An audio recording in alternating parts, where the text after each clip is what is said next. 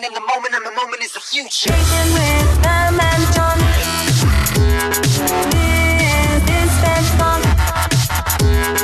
Welcome to SPED Talk with Pam and John, also known as The Calm. Before the Storm. Our purpose is to elevate the conversation and amplify special education resources. And our why is all about the kids. You know, Pam, there are so many organizations and people around Texas who are just making it happen for kids with disabilities. So let's make this a platform to celebrate their efforts, because special education is about making the impossible possible. Hey, John. We're here in Frisco, Texas, one of the fastest growing cities in the United States, as well as one of the fastest growing school district. So what do you think about that? I think that I drove real fast getting here this morning. No, I'm just teasing. Well, driving in from Waco, it was beautiful. First off, the drive is really nice coming in from where I live there in the Waco area. And I was able to reflect and think about how I want to become a better listener and how I talk too much and all those good things that you think about when you're out there driving on your own across country to do these things. And Pam, we are so blessed to have the opportunity. My little boy asked me, Dad, what are you doing today? I said, well, I'm driving to Frisco, Texas, and we're recording a podcast. I get to see my friend Coral. He said, that's all you're doing today? And I said, yep. He said, oh, so you're not working today? And I said, no, this is part of my job. He's like, that's cool. So yeah, here we are. And I referenced Coral, Dr. Wilkens. It's so exciting to be back with one of my favorite people in the world. It's good to be back with you again. Yeah, thanks for inviting us. Yeah, we're glad to have you. So today we're here with the Frisco ISD team, the Special Education Leadership Academy team, and we're going to let them introduce themselves because I don't want to screw up anybody's name. Okay? All right. Well, I'm Traci Cartas. I'm the Executive Director of Special Ed. Garrett Jackson, one of the 3 directors in special education focusing in on instruction. Christine Davis. My expertise is in assessment and compliance. And I'm Coral Wilkens, who you already introduced, and I get to do behavior. And I'm John. And this is Amy. Here. Amy always rides shotgun with us because she keeps us straight when we're going through these things. So you know, I know Coral and I talked. Coral, you know, for our listeners, Coral and I guess the 3 of us, Amy and Pam and myself and Coral, all worked as special ed liaisons for a couple of years. And so I was so excited for Coral when she mentioned that she was coming over to Frisco ISD to your official role here is Director of Special Education, Behavior Interventions. Behavior Interventions, okay. And so because I know your passion is behavior and I know you spent so much time really working in that area, but really I'm excited to talk about the Leadership Academy. Is it CELA or CELA? How are you pronouncing the acronym? We pronounce it CELA. CELA, I like that. And that idea of really building capacity, organizational capacity in special education and with staff members. Mm-hmm. Yeah, well, talk to us about that a little bit. Well, I could talk about it, but I'm gonna defer a little bit to Traci, our executive Absolutely, director, yes. because I got to come on after Traci started, and so Traci had the opportunity to do some pretty neat things with an audit before I came. So I'm going to let Traci explain what happened with that. Yeah. So we had a total program evaluation of special education, and it gave us a lot of insight into the things that we needed to look at and focus our energies on.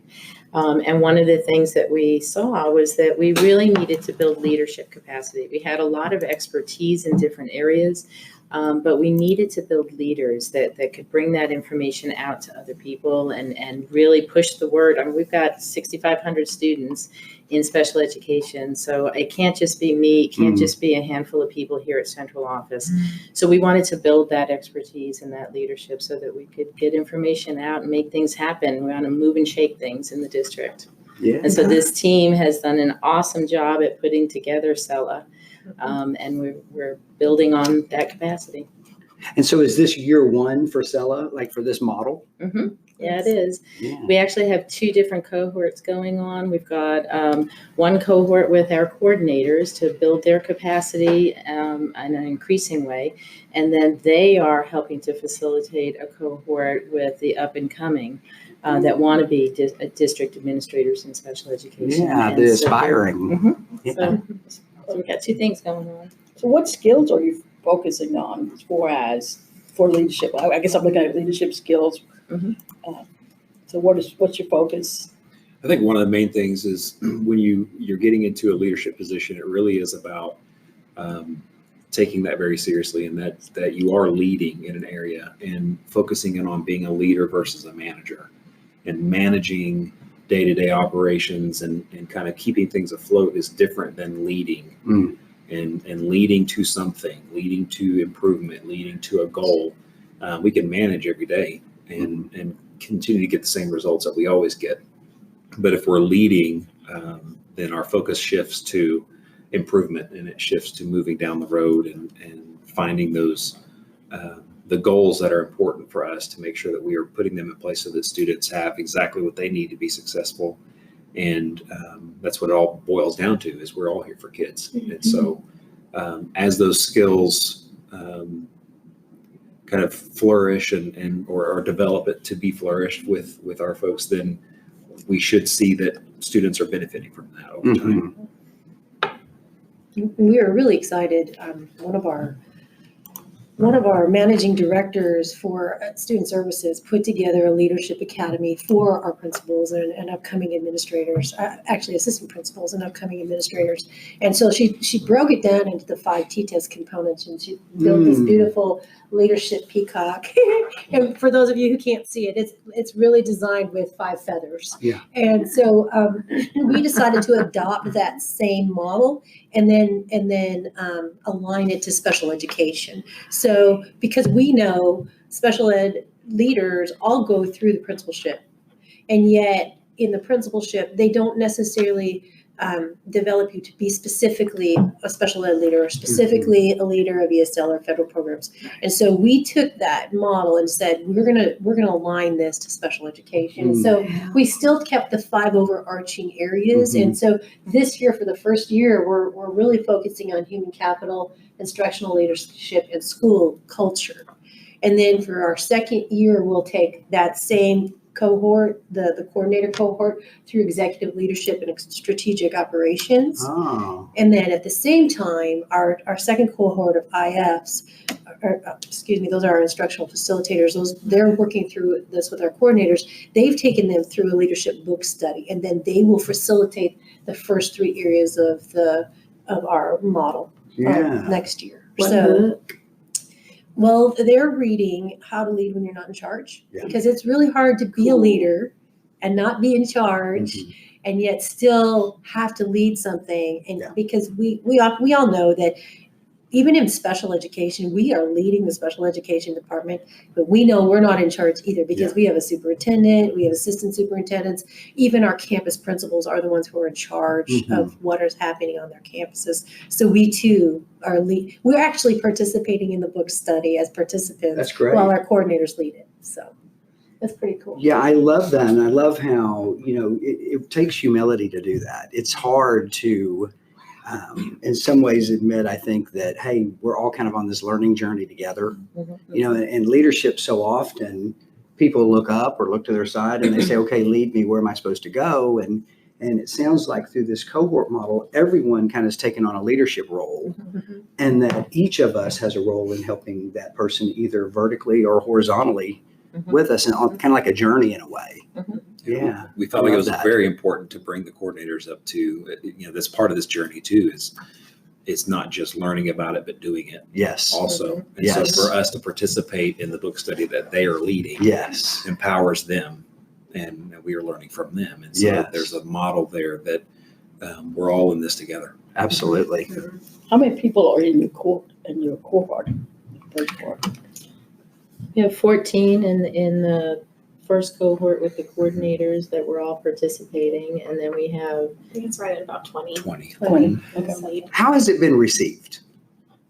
exceedingly well. Is it? Yeah, Yeah. they're loving it. Yes. People like to be, I think, want to grow. Mhm. And I know sometimes change is hard, and when it's so funny, I think so often we have that internal drive and desire to improve and get better. And in the vacuum of that, sometimes habits are good, sometimes they're bad and such. But I just know starting up initiatives sometimes can be difficult. Yeah. And so that's why, I had asked, but it's great to hear people are kind of hungry for it. They're hungry for it, and I have an amazing leadership team. Yeah. They really got together and designed this whole process in a way that was going to be received well, Yeah. and with the outcomes in mind, and who their audience was. And that makes a big difference It when you're does. designing things. And so hopefully down the line, as we move through, will then become like an application process, just like the principal up and coming is Yeah. where other people, because we've got 200 itinerant staff members, and so some of them may be interested in it, and so Yeah. we're going to continue to build that capacity down the line. Yeah, I love that. And Coral, you said that you did, like the way you had set up the study, did you already have a PLC time, or was that something that you had to develop as well in providing that opportunity for this learning? Well, How was that? we already have a leadership time every Friday, and Cool. we chose, the three of us sat together and said, hey, what 4 dates can we bring everybody together in this type of capacity as opposed to our typical meeting? And Right. so we tried not to take a different day. We tried to take a day that already existed. Mhm. And then Frisco is a really big PLC district. We are a PLC. Even our superintendent says we are a PLC. And so even our team times, where we do a lot of other things too. We may talk about it later or not, with a case study and those sorts of things. And we call that our team time. Mhm. So it's all learning. And so Cool.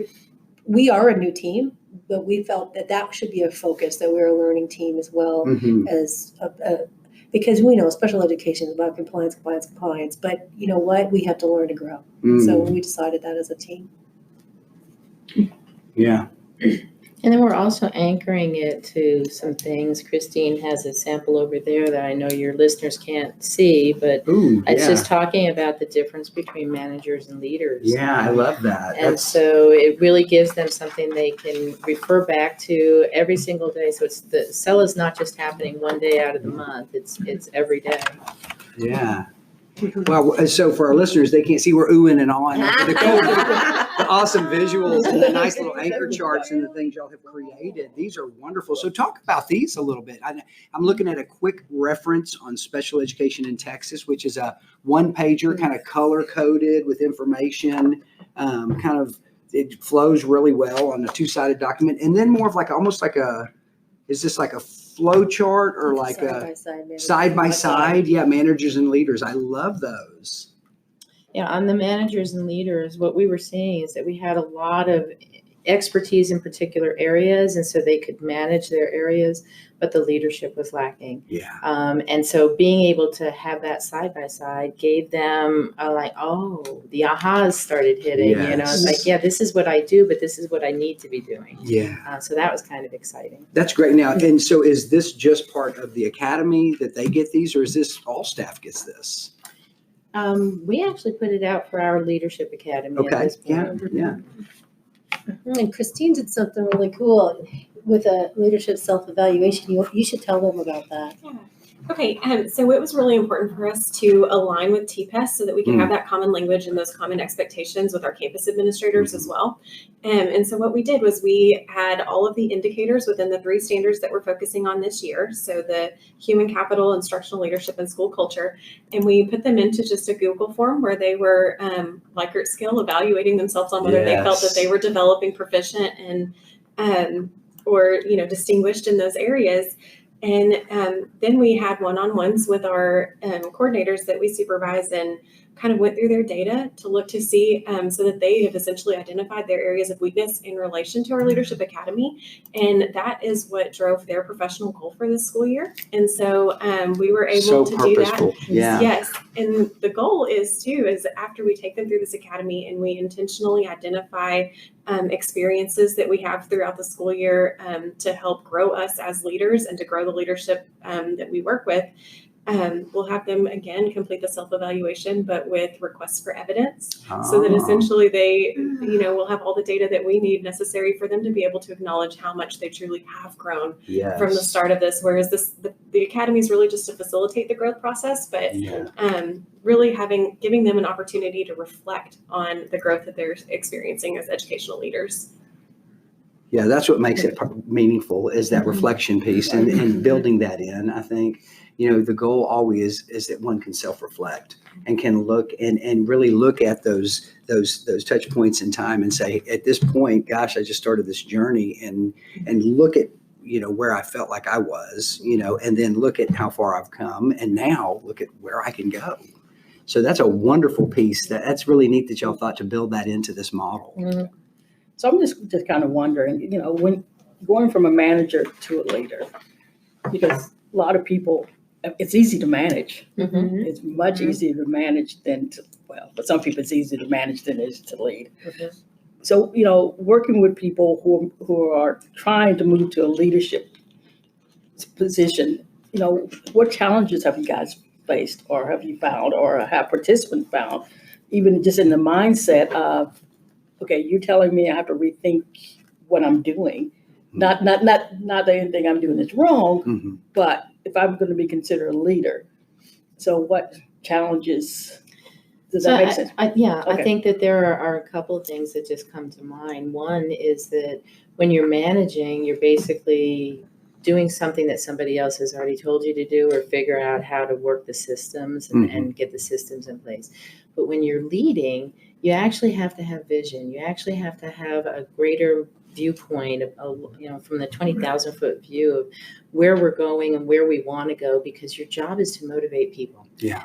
It's not just get the job done and check off a box. It's actually to motivate people so everything you're trying to do internalizes. Because if we're just managers and you're checking off a box when I'm present, then you're going to do it when I'm there.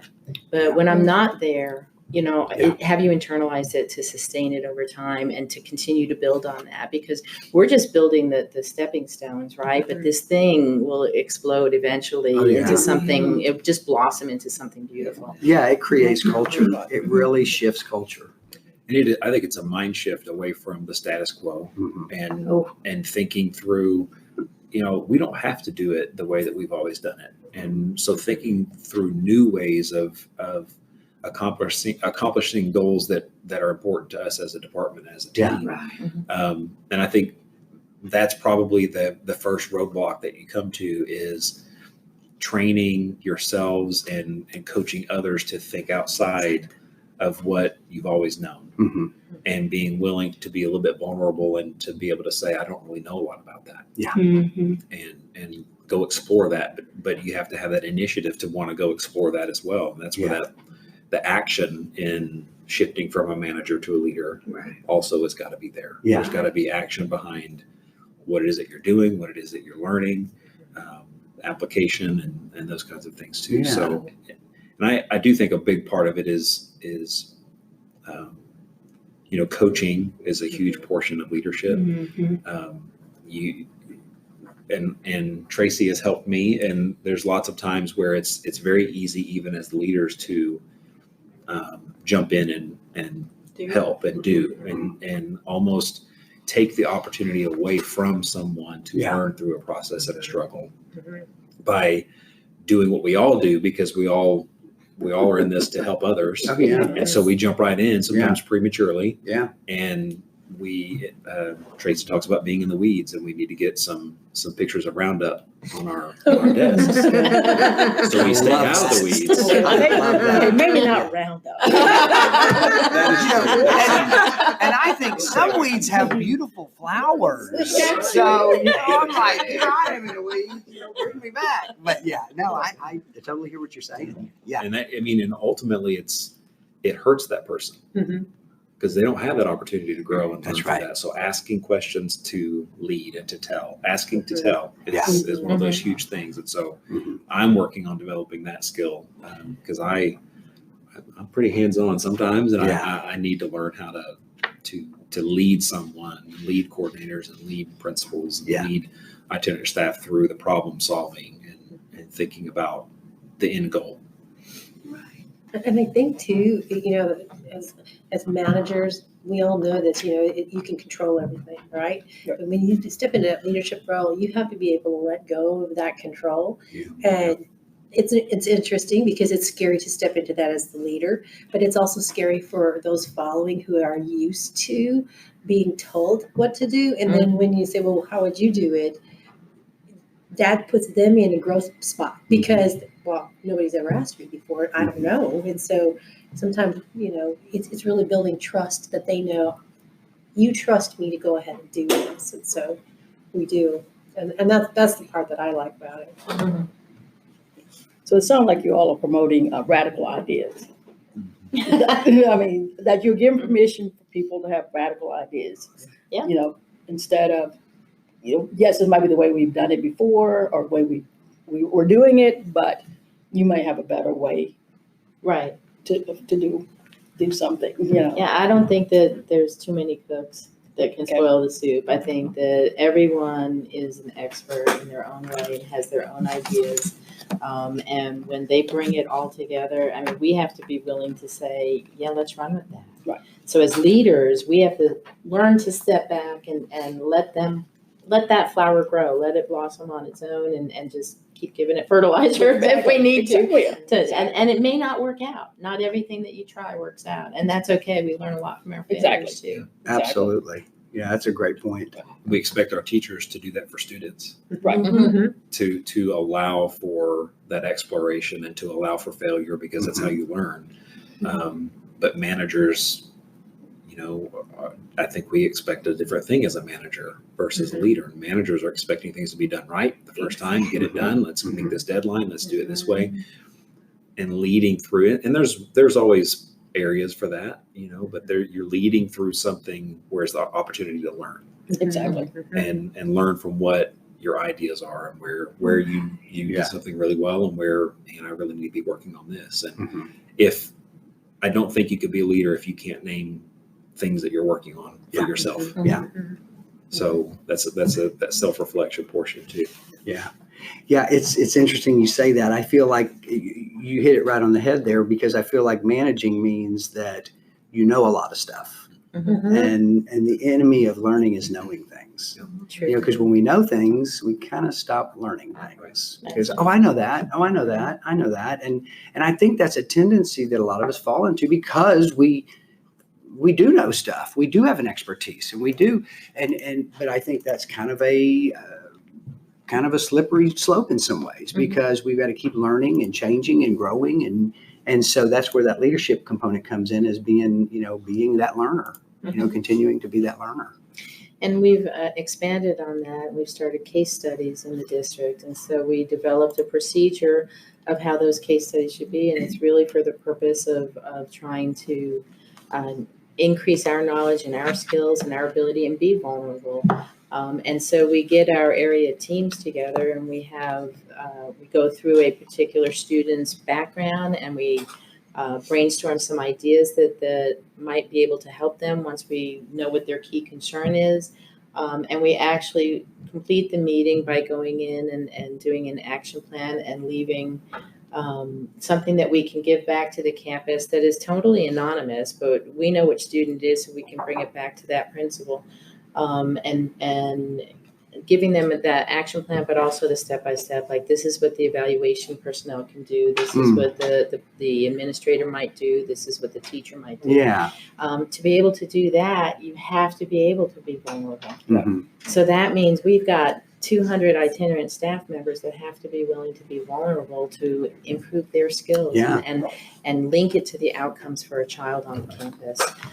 So the CELA goes beyond just our CELA. It goes into everything that we do as a professional learning community. Yeah. As you describe this, it reminds me of design thinking. And with design thinking, we always ask, how might we?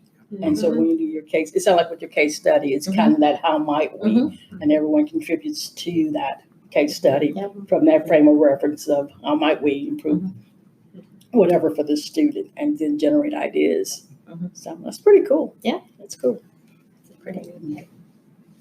And one of the things that through the evaluation audit that we had, we found that getting information into the hands of our campus administrators was really vital because they hadn't had a lot of that. Yeah. And so that quick reference guide that you had referenced before, it just picks up some of the big rocks of IDEA, and in a one pager, it gives them the pieces that they need in order to help run special education on their campus. It's not everything that's in the IDEA, but it's some of the big rocks. And so we're helping to meet that need too. Yeah, that's, I think that really is crucial for campus administrators who, I think the number one thing that I hear all the time is time, right? We don't have time to slow down long enough to really be able to manage these processes and these procedures and staff and all the constraints we perceive that we have. And so, this type of a resource provides them with an efficient kind of way to be able to manage some of those processes effectively. And it doesn't take a lot of time for them to have that and real quickly to refer to that. Right. So it's a neat idea. And then we've taken it even a step further. We had found from that audit that getting information beyond just the day-to-day into the hands of our administrators and all of our special education teams on all of it. We've got 72 campuses, and to try and reach out to all of them. And so the leadership team has put together a PowerPoint, and they've kind of been on a roadshow out there, for our assistant principals, for our itinerant team, for our principals, for our administrators in the district. And they've developed some specific things around ARD roles and rules that go on in ARD. They've put up some ARD norms that we think have been really vital to helping some hard ARDs move through. And we've given them an agenda that they hadn't had before, and we put a script to it too to give that campus administrator. We want our administrators leading the ARD meetings. We want our itinerant staff to be doing what they need to be doing in an ARD meeting. But sometimes you have to give some verbiage to administrators. So having a scripted ARD agenda, they can choose to use it. They cannot. They can make it their own, but at least it gives them some of that verbiage that'll help them when a parent is asking for something that dolphin therapy, and we're all going, what? How do you address that? Sure. And so that's all there, and this team has put that together. Yeah, that's wonderful. I think about all the way down to the classroom level with students, anchor charts, right? Like, what do I do when? And I mean, we all benefit from that script, from that template, from a framework, something to refer to, because it's one thing to be able to recognize information and say, hey, I need to use this. It's nothing to be able to recall it all the time, especially in those times where things may get heated, or I may feel threatened, or I may feel insecure about my leadership, so that's a wonderful idea. Well, and one of the things that's really neat about the script is I was in a fairly difficult ARD meeting the other day, and we had to have an interpreter. So the principal took that script and had it translated so that the interpreter could read what he was saying, so she could be more prepared. Yeah. And it really went very smoothly. And he had a copy for himself and a copy for her. It was beautiful. It was really a neat meeting, and I was there, but I was there. I didn't have to do anything. He had it taken care of. It was a really great meeting. And so it's really nice when the principal says, hey, this is my campus. I want to help your child, and we're here for your child. And we're just like, just an extra person there in case they need a resource. I could say not needed. Yeah. He did such a nice job. Yeah, that's when you're doing your job right. When you kind of put the need for you to be in the room, on the side. You put yourself almost out of business a little bit there, Yeah, that's wonderful. That was really nice. And I'm just going to interject something. We do have listeners who are not from Texas. Okay. And so when we're talking about the ARD meeting, which is the admission review and dismissal meeting, is also in Texas. That is our individual education program. So the IEP meetings. So for those listeners who wonder, what the heck are they talking about? What's an ARD? Yeah. Is that an animal? No. Come on down to Texas. We do things our It way. is our IEP meeting. So I just want to clarify that because we do get few listeners outside of Texas. Yeah. And then the state has an ARD guide that they put out, right? Yep. And but how many of us spend the time reading it? That's right. Or reading the procedural safeguards? That's right. And keeping fresh on that. And so what the directors are doing is they're on another roadshow, and they're getting out there and just actually pouring over that ARD guide with campus administrators. That's powerful. So that they really understand the why behind it, which enables you to be sit on the side instead of having to be the one with all the knowledge at the meeting. And you're building capacity in our gen ed counterparts, I mean, special education, I always feel like, we do have these parallel worlds that we live in, this gen ed and special ed, and they're gen ed first because they all get that adjusted basic allotment. And so we've got to educate all the kids. And then, but on the other side, hey, you get weighted allotments, federal dollars, all this technical stuff regarding, so much of what we do in schools is like, hey, we get money to do what we do to run this business of educating children. And so I think it's really neat when we can kind of blur the lines a little bit between general ed and special ed, and we can just prepare people to work with children. And that's kind of what I'm hearing, which is really neat.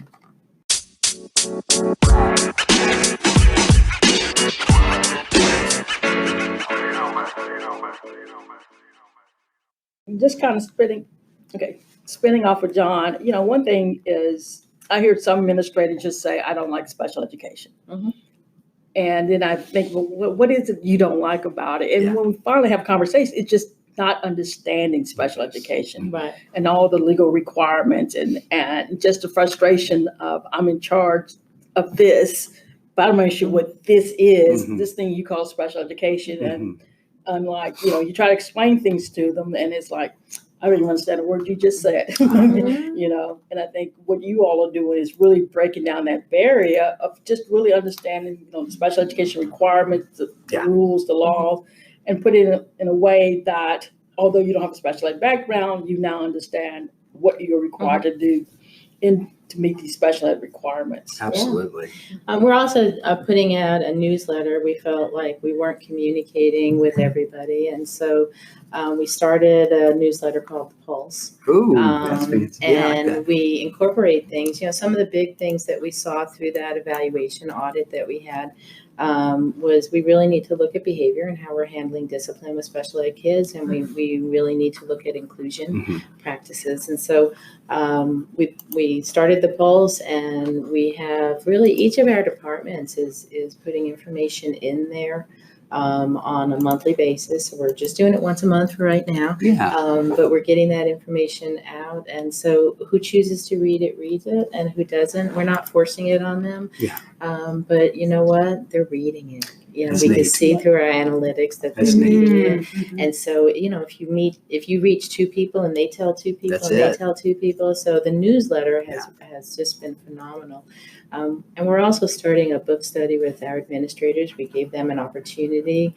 The book that we're about to start with them is Your Students, My Students, Our Students. It's a brand new book coming out of ASCD.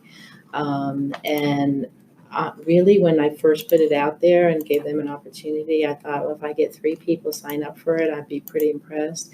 I've got 36 administrators, campus principals that have signed up to do that study. Awesome. So that should be really neat. It'll help with those inclusive practices. And we're all going to lead it. So, Tracy, how much time did it take y'all to plan for this semester?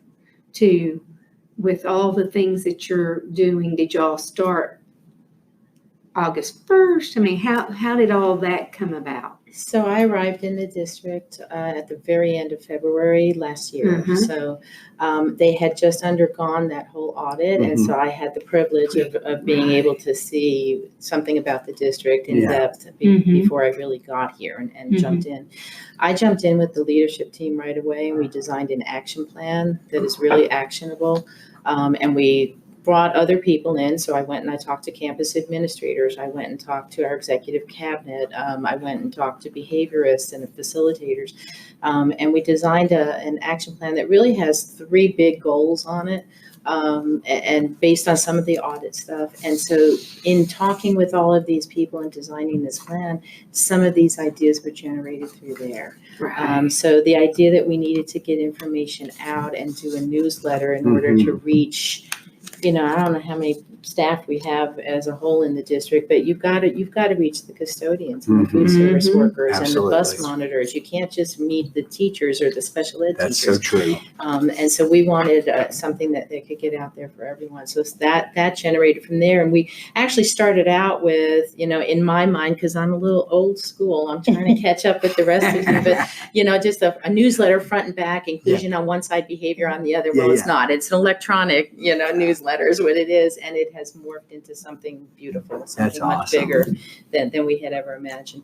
So we used that action plan as a jumping off point, and we just started building. And when we meet as a leadership team, that the 3 directors and I, and we generate ideas, and and then we sit, and then we sit with the rest of our leadership team, with our coordinators, and generate even more ideas. And so, as long as it's keeping with the basic themes and the big goals that we chose as an action plan for the department, it's kind of like writing an IEP for the department.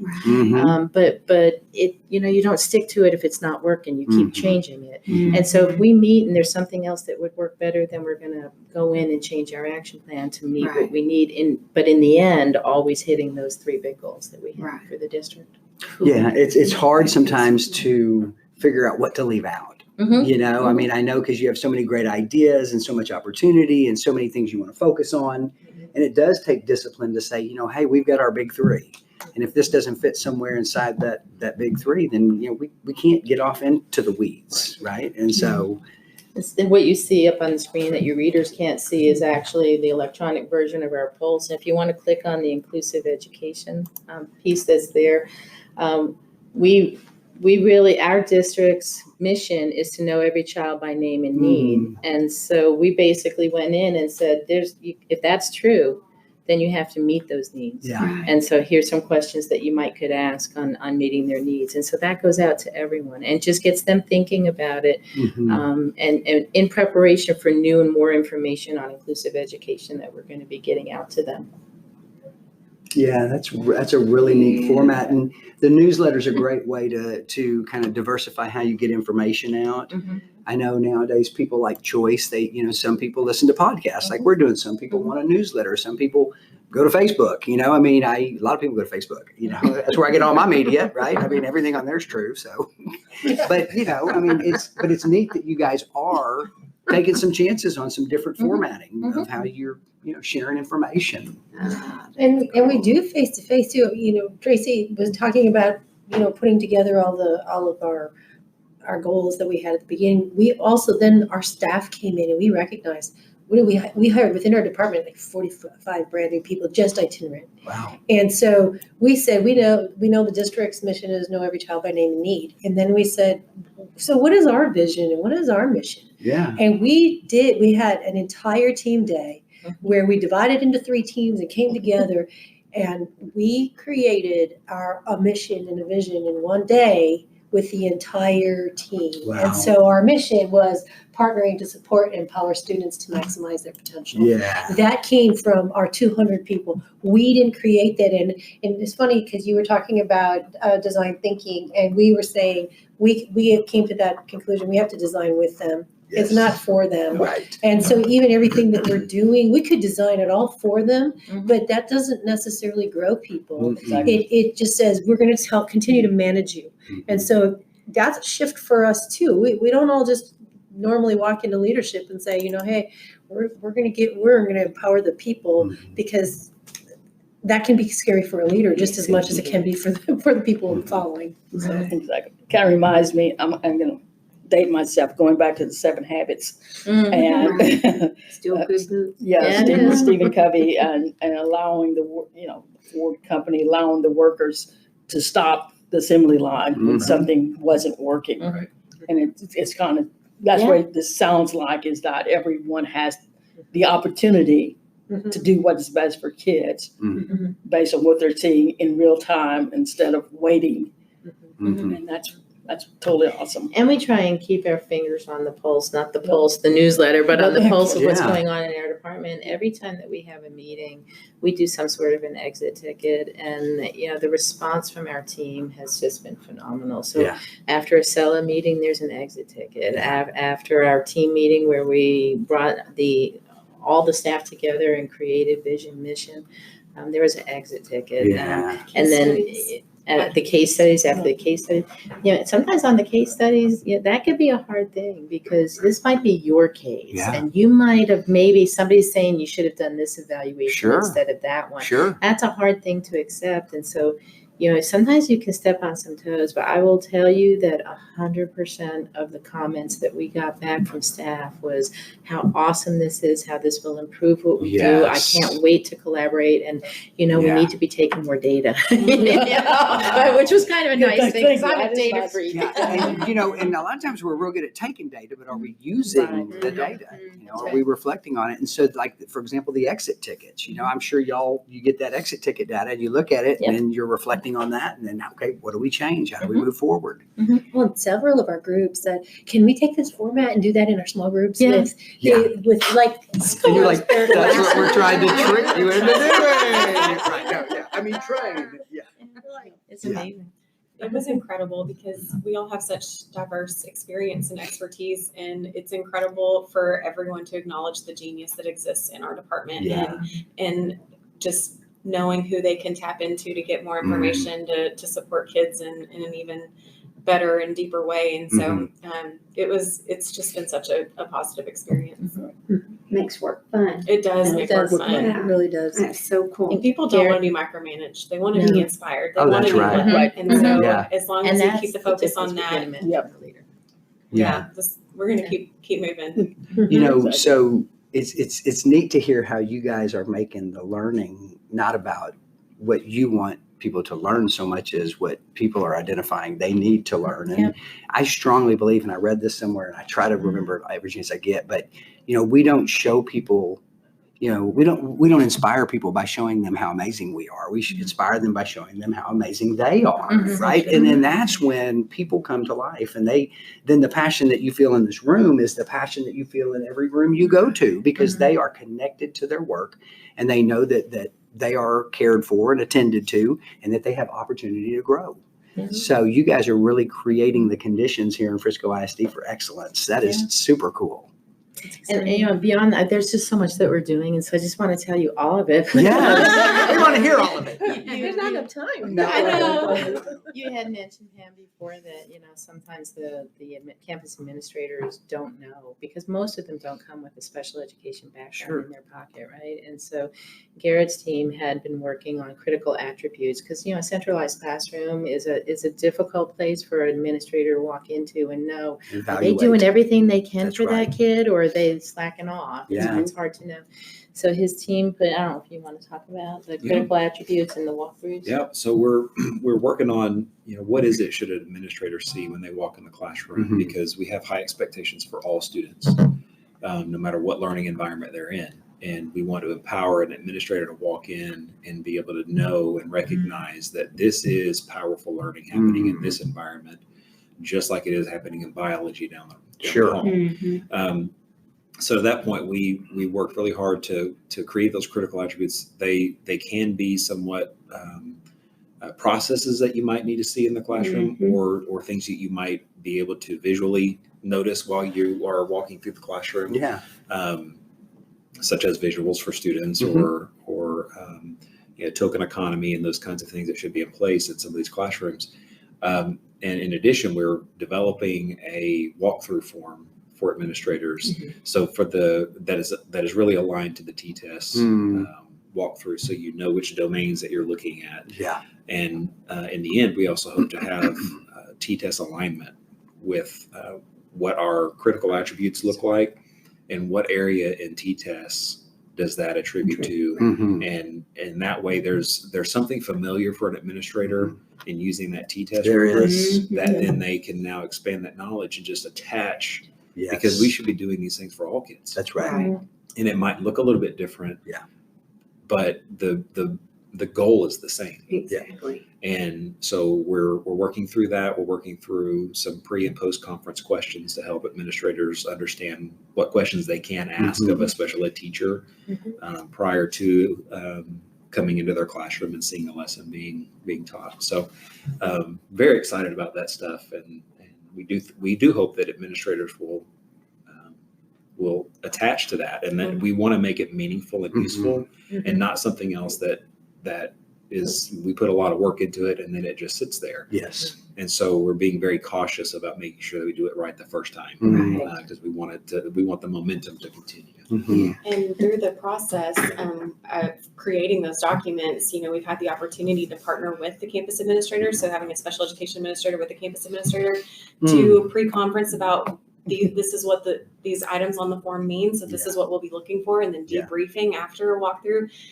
in order to be able to truly empower them in their knowledge of what should happen in those classrooms, and then really promote that ownership of the students and the learning that occurs within those walls. Because I know that yes. It's I love too, because Garrett's team prototyped this. So they went and walked through it first to see how long it would take. And then they said, well, we need to make some changes. So it wasn't just about, we made this beautiful document and here you go. Because that's another thing where leadership comes in as opposed to management. Management, here's the document, go forth. This was, we made the document, let's go try it out. They tried it out.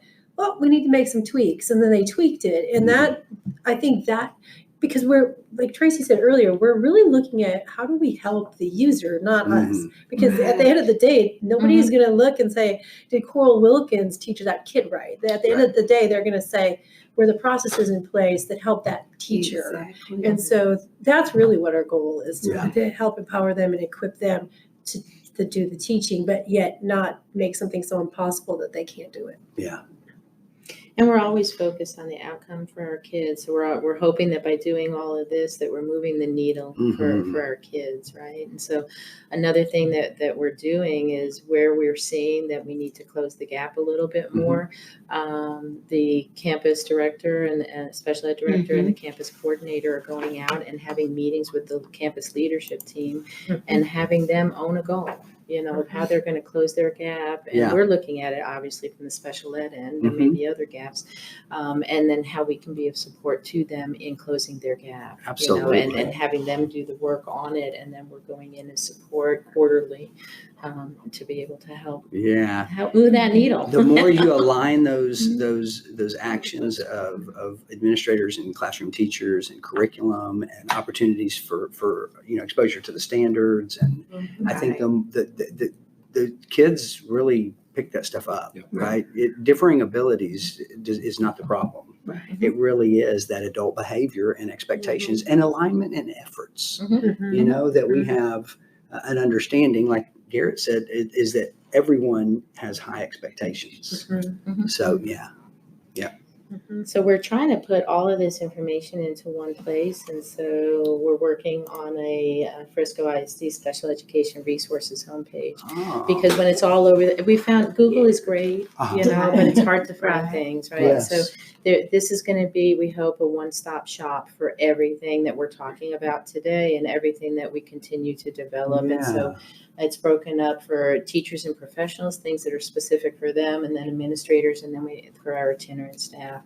So we'll have different pieces, and it's all going to be housed there. So they don't, where did we find that? How can I find that? Where do I go for this? And that's going to be in the past, and we'll have all this together. So that really quiets down the job of an administrator when they know this is where I go. And if I have a teacher that needs a resource or itinerant staff, hey, I can even redirect them. You think about the administration of special education from a campus leader's perspective, which they have a responsibility in that. That really empowers them to be effective in that role. Will you push the online modules? Is there something there yet? Can I see that? That is we have online modules across our different areas of expertise. And so Coral's team and the behavior portion has lots of really good handy things, because this is all about also what can you access on your own time. That's right. When you have a minute, because we can't consistently, it's not a good practice to pull teachers out of the classroom. No. We need them in there doing their work. And so access to them is a challenge. And so creating ways for them to learn and creating the opportunity for an administrator to know Right. where these things are so they can learn and they can also steer that teacher to that, Exactly. to that learning as well. I just want to feedback, when Garrett said Coral's team, they ran with that. That has nothing to do with me. I mean, really, seriously, they put that together. And so Yeah. I can't take any onus for that. All I can say is these wonderful people work with me. It's just, We'll leave you hanging just up. so Yeah. exciting. It is exciting. Everything we're doing, I mean, every day is exciting for us. Yeah. We had our first ever behavior symposium this year, and That's so powerful. they just did some amazing things through that. Mhm. Great learning opportunities. So we're finding that we want to. This whole building is like administration, and so you find us on all the floors in this building because you got to collaborate. We really believe Absolutely. in working with and through others, and we're making that happen. And I think it's going to change outcomes for our kids. Absolutely. And I think that what you just said is huge. And that's why the word partnering is in our mission, Yes. because we are not here to do it by ourselves. Right. We are not the owners of a certain population of students. Yeah. Mhm. We are here to partner with anyone and everyone that is going to help us empower students Yes. and to improve students and Yes. to get them to succeed. And I think that there's it's a shift in culture, a shift in thinking that we truly mean that every kid belongs to every adult in this, That's it. in this Mhm. district. And Yes. we all have shared responsibility. Right. And all of this is leading to how do we speak with one voice about our responsibility for each and every kid in the district and working together as a team. And so all of it's kind of leaning towards that and developing leadership and developing ownership and building capacity and all of those things. And hopefully the inbox of emails shrinks because people have the information that they need and we're not getting, 200 a day. And hopefully the voicemails and the phone calls and those kinds of things start to subside because people have the information that they need. Exactly. Yeah. And that's our job, is it needs to be available Yep. and accessible to them. And the more that we do that, the better that they can do their jobs. for Absolutely. And we're not just empowering our staff and our administrators and the administrators in the whole district. We want to empower our children too. So a thing that's on the forefront that I brought to other districts and that we're going to be bringing here soon is student-led arts. Woo! Have to do Love it. Yes. Got to do it. We've got it established in Yes. other districts. We're going to establish it Yeah, here. that's We're kind of hoping that maybe amazing. through this book study we can Mm. get to that point as a natural Mhm. spin off of that. Tracy, are you thinking you'll pilot that maybe at a campus or at a certain age group, or you're just going to go all in? Hey, right is right, I'll right? say- Well, what we found worked in the past is just to say to the diagnosticians, try it with 2 kids. Yes. You know, Right. and it doesn't matter if they're a kindergarten Mhm. kid in a life skill unit or whether they're a high functioning autistic kid That's in pre-AP classes. Start there, and Yeah. once it takes off by itself, you do not have to It force it. It does. just Yeah. blows. It's Yeah. wonderful to watch. So exciting. I've been working with a parent who works at the service center, and so her son, and so he's receiving special ed services, and so she was talking about his IEP meeting, and he's in high school, and I said, well, what does he come in the meeting with? And so she said, what do you mean? I said, everybody comes in with something. And I said, he should come in with just information about himself or whatever he wants to share. I said, he can bring a piece of paper or he can bring his phone, whatever. It doesn't matter, but he should come prepared to discuss what it is that he's wanting. And so a couple of years passed and she said, Pam, he comes in, he knows what he wants, he talks about it, he puts everything on his phone, Mhm. and he leads the meeting now. Yeah. And I said, that's It all. just happened. Mhm. Yeah. Yeah. It's I'm getting goosebumps Yeah. just thinking about it. When Yeah. you see that transformation Oh, yeah. happen in a district, it's just outstanding. Yeah. I mean, the kids know what they need and they know what they don't like. And Right. sometimes parents hang on to, I want this accommodation because he's always had it. And Yeah. it may not be the one the kid wants. And Exactly. he gets in there and he says, I don't want that. I That don't doesn't work for need me. that I won't go anymore." there. I won't That's do right. this, Right. But I need this. Right. And so if you're doing that, then aren't we really preparing them for their future? So Amen. when, Perfect typically. Parents don't realize if they're going to a 4-year college and they still need support, they're not talking to the parent anymore at the college level. Even when they sign something off, that they're talking to that kid. If that kid can't advocate for himself, That's it. he's lost for the rest of his life. And so if we started early, then they go in there and they direct this, and then they have the buy-in, right? It's just like everything else. If I get to choose to do this, so I get to work with other people and choose what goals I get to work on. Yeah. Then I'm gonna get better at It's ownership. minding my mouth in school, That's so it. that I can, because I eventually want to do this with my life. Exactly. Yes, so much that we try to accomplish in behavior is we try to accomplish things through others. And at the end of the day, like I always, when I talk to teachers, say, well, I bet you want your kids to come in and be respectful and autonomous and self-directed, and you want them to be, engaged in their learning. And I said, well, what are we doing to prepare them to be that? So those are the kind of things that we have to be asking ourselves is, am I creating those conditions for my child or for other children to have a voice and have autonomy in their learning? And I think that's the secret to this is, and that's where you get believers, is when this starts to take off, like you said, Tracy. The adults don't have to work so hard, right? The kids are worn out at the end of the day, not the grown-ups. That's right. And that's when you've shifted. And the kids are really doing the work, and they're really guiding that. And we think everything that we're doing in the background, from SELA, to build our leadership within the special ed department, to putting information out there in whatever format that we can get it out there for campuses and anybody that works with kids, to moving toward self-directed arts. Yes. We're building a system in a community for it to help enable all of this to happen, and it will just unfold so naturally. Yes, it will. We won't have to force it. So it's an exciting place to be. And I will say it takes a lot of prep work on the front end. We're talking about how easy this really sounds right now, and I'm going to tell you, it's been a lot of work, but it's very passionate work, because every one of us here wants to equip people. Our goal, none of us walked into this job saying, I wanted everybody to recognize me, the director.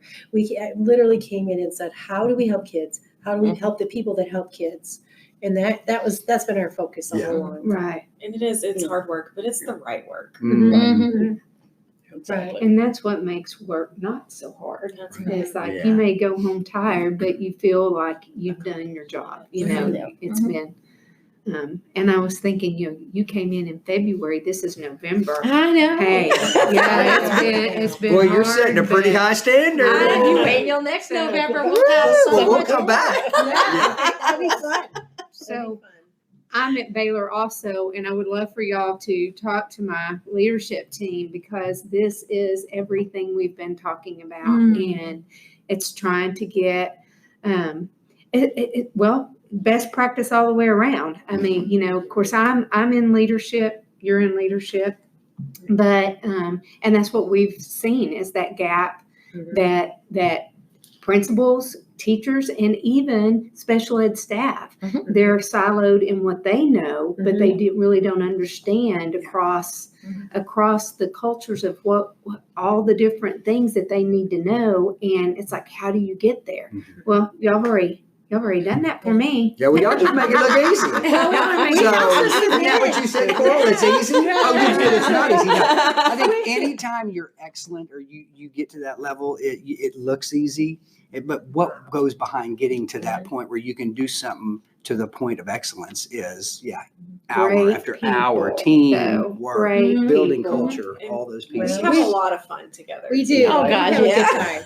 We are a fun team. I enjoy this. So That's important. Well, we like to Our have fun secretaries too. sit outside the door, and they say they are always laughing and That's cracking up. great. You have to have fun together. Well, you have fabulous secretaries, let me tell you, because when we came up, they were all so pleasant, and everyone here was so welcoming. It really was. And, everywhere you go, it's not always that way. And, but you could really sense that positive vibe just coming up into the building. And well, and we're hoping to get this to TKs too. We said I bet you will. Yeah, we hope so. That'd be awesome in February. We hope so. Yeah.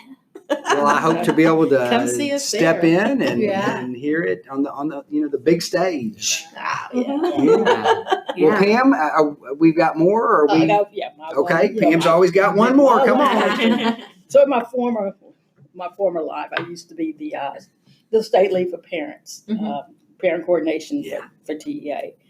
And so I have my one question I like to ask, similar to this question is, if I'm a parent in Frisco ISD and my child is receiving special ed services, what is the one word or two would you share about the program here in Frisco ISD for special ed services? I would say collaborative. Collaborative. That we collaborate with each other, but we have to collaborate with the kids themselves, and we have to collaborate with the parents and any other service providers that the parents might have on the outside, because we're all in it together for the children. Good, collaborative, good word. And I would encourage you, if you guys ever want to know, we have this phenomenal parent resource center that is called the Sanctuary. And literally every Friday there's a parent training. And Oh, wow. our in-home parent trainers are there, and we have resources. I walked into that, I got to inherit that and thought, Wow. holy mackerel, I've never seen anything this awesome in my life, and it's really good. Okay, we're running out of time, so Yes, we I are. have to end it right So there. that might be something next time. All righty. Guys, thank y'all so much for inviting us to Frisco ISD. This has been amazing. Thank you. Thank Right. you. Thanks for We coming. appreciate you coming. Yeah. To continue to elevate the conversation, hit us up on Twitter at SPEDTalk 2020, where you can find links to all of our episodes and each of the resources that we discussed today. John, also links to the resources will be available at our podcast site. And if you found these resources helpful, be sure to share them with a friend, because information should always flow through us, not to us. That will do it for this episode of SPED Talk. And remember, courage creates culture and kindness keeps us connected. Until the next time, I'm Pam, And I've been John. and this is SPED Talk.